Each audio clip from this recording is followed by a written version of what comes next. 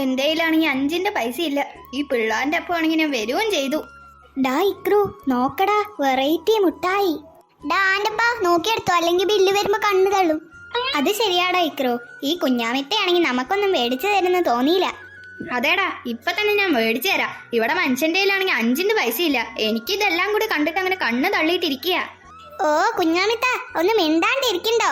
ഒന്ന് മനസമാധാനത്തോടു കൂടി ഷോപ്പിങ്ങിന് വന്നതാ, അപ്പോഴേക്കും തുടങ്ങി. ഒരു കാര്യം ചെയ്യാം, ഇവിടെ നിന്ന് എന്തെടുത്ത് കൊണ്ടുപോയാലും അവരതിന് പൈസ ചോദിക്കും.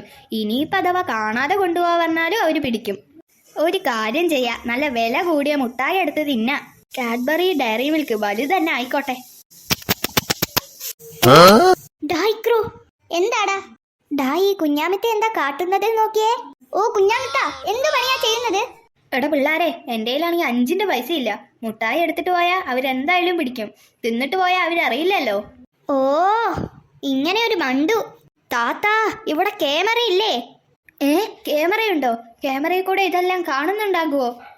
പിന്നെ കാണാതെ 100 രൂപന്റെ മുട്ടായി എടുത്തിരിക്കുന്നത്. ചെറുതൊന്നും പറ്റില്ലല്ലോ. ഇനിയിപ്പോ എന്ത് ചെയ്യോടാ?